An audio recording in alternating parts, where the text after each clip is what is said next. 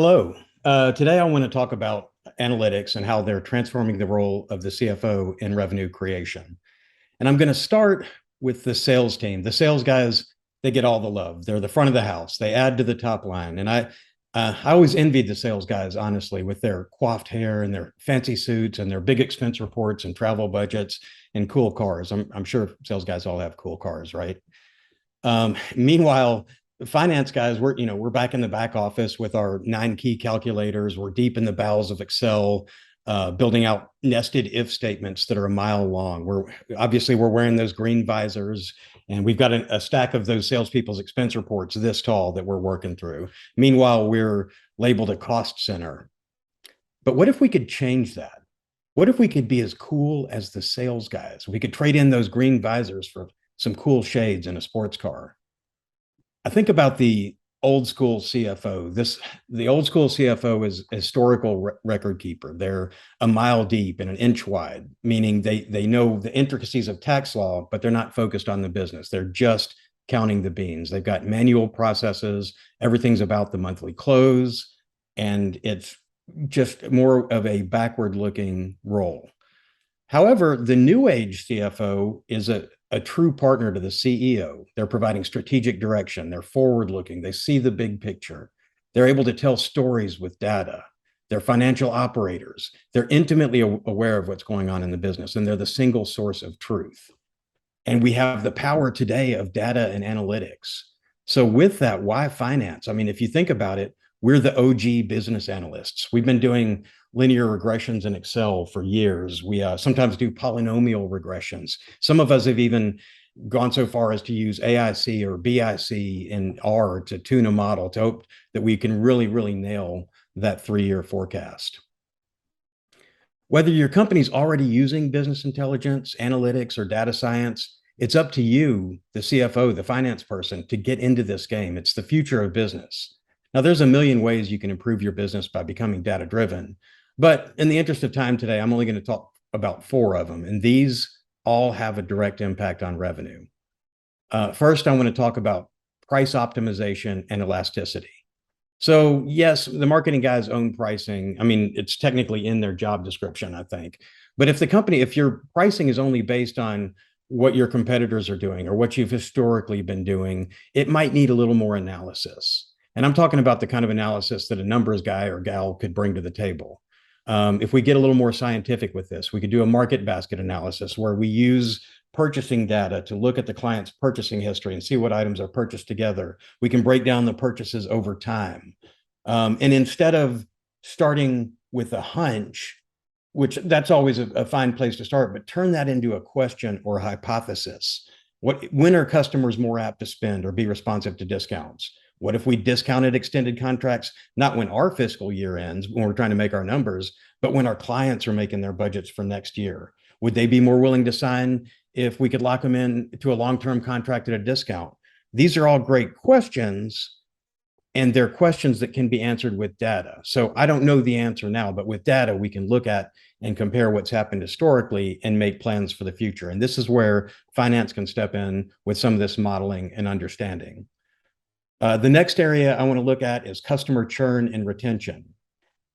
Is the company of sales and marketing just making blanket assumptions on how to retain customers? Are they just taking customers to lunch once a quarter to stay on their good side? What do we think makes our customers churn? What are the assumptions that we have? What are our hunches? I mean, their hunches are great, but again, they're significantly more valuable when they're turned into hypothesis and proven out with data. So let's use the data to look at the customer behaviors before they churn. Do they call in support multiple times the month before? Do they fail to renew their contracts in a timely manner? Are there outages or other performance issues that may impact their decision to leave us? How are we tracking those? What can we do with the data? We look back at historical, and we can look at the data that we have on the customers who have left, and we can describe what has happened historically. Then we can use that information to predict what customers are going to do in the future. And then with those predictions, we can put in prescriptive measures in place to save those customers. This is all done with the data. Another area that can directly impact revenue is error reduction. Now, you might ask, how is reducing errors going to improve revenue? Well, product or invoicing errors are big contributors to customer dissatisfaction. If there's something in our process that makes us likely to interrupt customer service or somehow fail to deliver on our promise to the customers, that's going to impact revenue. If we upset customers, they're going to leave us. So we can keep customers happier. We can be more efficient if we can minimize those errors. And old manual accounting processes are begging for errors. You can fat finger amounts on an invoice. You can overlook an invoice line item. You could double bill someone or have an incorrect billing address. I mean, the possibilities for error are endless, and they all come down to these manual processes. So, I mean, these days there's so many tools out there that automate the financial processes, and they make finance teams much more efficient and accurate. But they save time. They can let us shift our focus from data entry, just keying in invoices, to focus on more meaningful work, more value added work. And if we're not already doing it, we need to look at systematic and automatic ways that we can collect all the pertinent customer data up front and pass that along from one department to the next, from one system to the next. And a lot of this can be handled with an ERP. A lot of us use those. But even if you're a smaller company and you don't have a full ERP, you can connect systems using APIs or other connections that let data flow more smoothly and more automatically across all the platforms. Another area that can contribute to revenue is financial modeling and logistics. Now, some of you may be saying, how is financial modeling going to increase revenue? Well, an accurate model is going to show your current trends and expectations. And just like with the churn, we're looking at the historical data. We're doing what we've always done. We're identifying these trends and we're projecting them out into the future. So as you're modeling out forecasts, you can look at trends in revenue by region or by product line or by location or by time of year.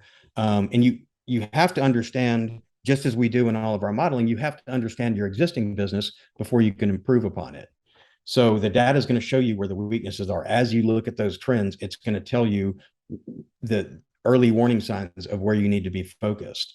It'll show you where you've maxed out capacity in certain locations or on certain product lines, and it's going to tell you where sales are slowing. So you can use those models as a forecast for the future to tell you what to do.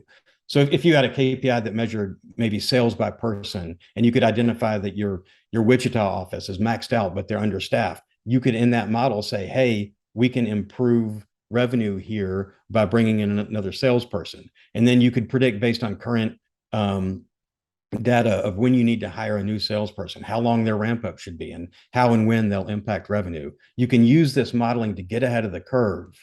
And if you're near capacity on the production side, same thing. And if you are nearing capacity on the production side, you could be looking at a customer satisfaction issue. So you can model well and staff and plan accordingly. That's the whole purpose of FP&A, and it's a big part of our job, and it leads to customer satisfaction, and it can help, if you apply it correctly, to help grow the top line revenue as well. The same thing can be applied to logistics, inventory, warehousing. We need to make sure we don't have too much product sitting on the shelves, but also to make sure that product is available when the clients need it. This is an operations work for sure, but it's also finance work. And it's a way that you can be more strategic in finance by modeling this out and showing ahead of time. It's financial planning and analysis. You're using this model to say when you need to increase capacity, when you need to increase inventory, or maybe you need to reduce inventory. By ensuring that we're prepared for planned business, we can increase customer satisfaction and thereby revenue. So this is through retention, through new sales, happier customers, referrals, and so on. So I quickly went through those 4 areas, and there's a million more. And if we had all day, we could go through all of them. And a lot of what I talked about, because I am talking about revenue, you could say that sounds like sales and marketing. This isn't my job. But here's the truth. I mean, as I talked about before with the new age CFO, the finance function is changing. The traditional finance functions are being automated. The need for a team to do those manual data entry tasks is shrinking, and that frees up time for those value added things that we can do for the business. And if you're going to be a true strategic partner to your CEO, you need to get an in-depth knowledge of the business. You can't just be in your finance lane. That means we as professionals, we've got to get out of our comfort zone. There's no ivory tower of finance. We have to be involved end to end. We need to take our skills along with all this data and all these new tools and become partners across the organization. You have to look at yourself and your team as partners to everyone else. And how can you help them? How can you take the data you have, the skills you have, your analytical capabilities, and apply value to all the organizations? You need to develop an end-to-end understanding of the business from the customer's first contact all the way through lead, prospect, onboarding, invoicing, eventual churn. There are data points all along the way here. We can do this. We can use these data points to help model the business and help make strategic decisions that are based on the data. We can collect data along the way and use it to drive our decisions. I mean, finance leaders have always been information brokers. We're passing information to management, to investors, to boards, to employees. And with so much more information available now, and we have all this automation, the expectation is rightly set that we provide even greater value than we have before. I want to leave you with a quote that I think perfectly sums up what our job is in the information age. And it's a quote from Clifford Stoll, who's one of my heroes. And I use this quote all the time, but it just applies to the value that we add to an organization. And the quote is, "Data is not information. Information is not knowledge. Knowledge is not understanding, and understanding is not wisdom." And our job, the new age CFO, our job is to transform raw data into wisdom and also to revenue, so that at the end of the day, maybe we can trade in our readers for some cool glasses and step up alongside the sales guys in the cool department.